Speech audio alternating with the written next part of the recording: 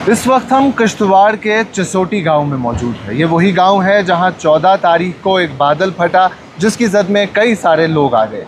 और ख़ास तौर पे अगर देखें, लोकल्स हैं, सीआईएसएफ के जवान हैं और उसके साथ साथ मेजॉरिटी में वो लोग हैं जो माता मचेल की यात्रा के लिए आते थे। ये आखिरी स्पॉट है जहाँ तक गाड़ी आती है और यहाँ से लोग आगे की यात्रा अपनी पैदल करते हैं। कई सारे पॉलिटिकल लीडर्स यहाँ आए, उनमें से रविंदर रैना जी भी हैं जो भारतीय जनता पार्टी के सीनियर लीडर हैं, जो पिछले 3 दिन से स्पॉट पे मौजूद हैं।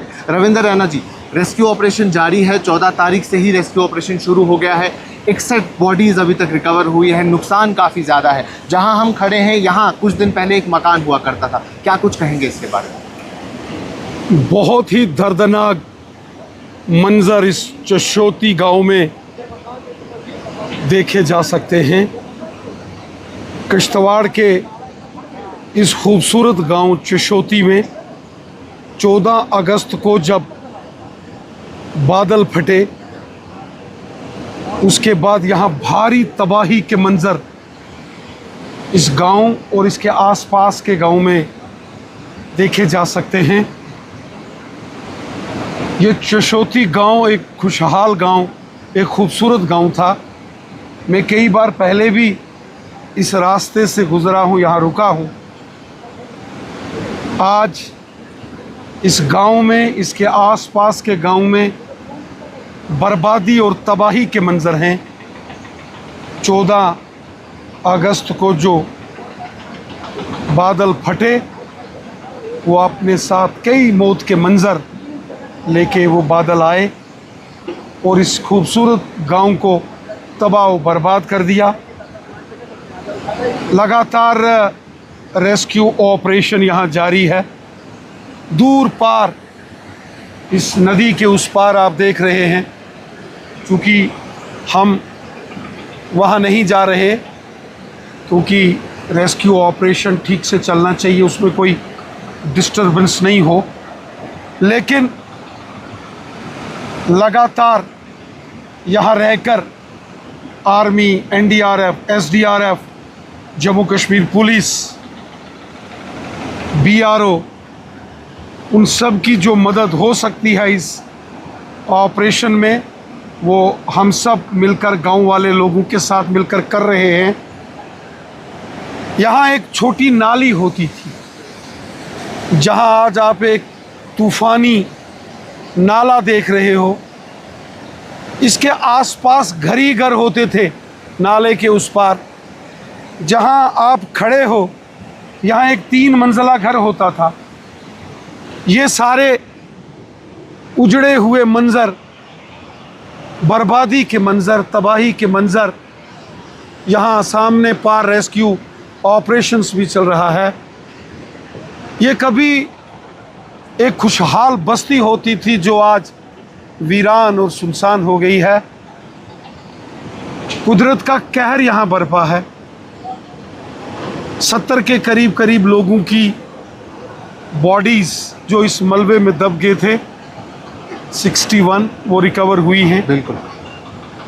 और मुझे ऐसा अंदेशा है कि 200 से 300 लोग और हो सकते हैं मिसिंग, जो मिसिंग हो सकते हैं, क्योंकि रेस्क्यू ऑपरेशन चल रहा है। तकरीबन 1000 के करीब army, police, NDRF, SDRF, BRO, CRPF, CISF के जवान यहाँ रेस्क्यू ऑपरेशन चला रहे हैं।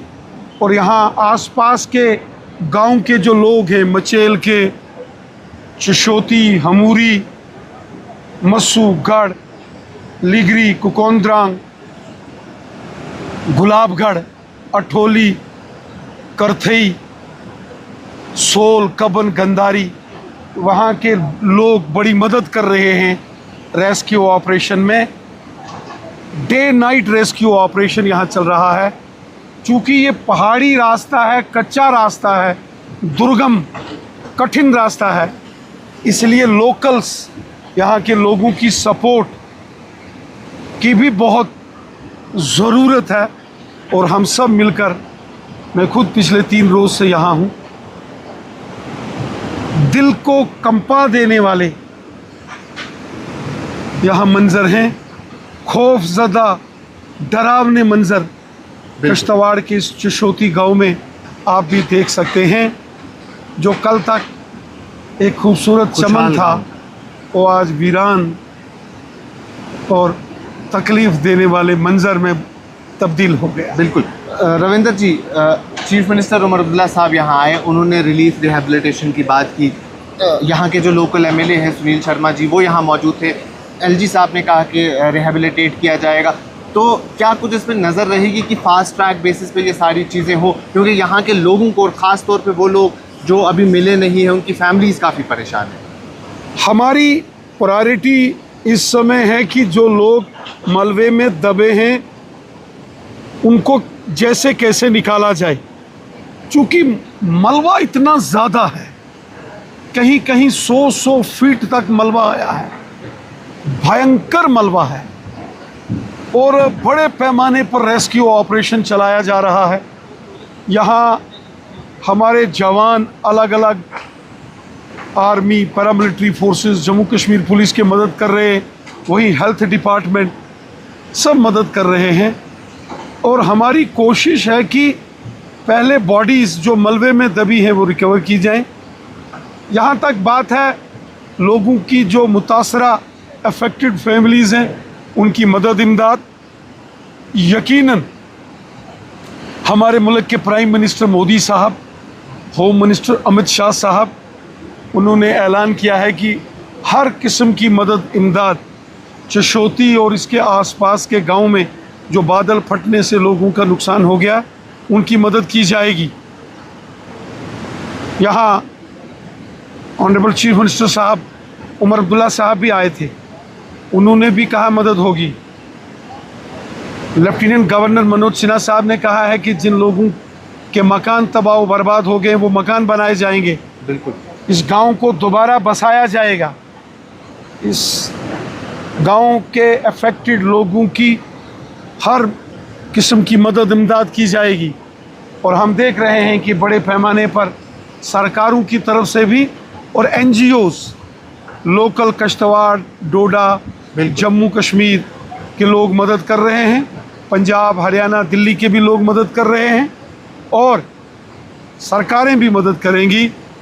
ये हम सब का इंसानी फ़र्ज़ है कि इस मुश्किल तरीन दौर में अपने भाइयों के साथ खड़े होना।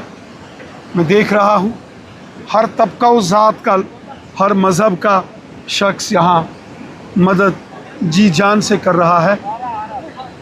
यहाँ के गांव वालों ने मुझे बताया जब मैं इस गांव में आया कि जब वो बादल फटे 14 अगस्त को, तबाही के मंजर थे। चूँकि यात्रा चल रही है और ये बेस कैंप है,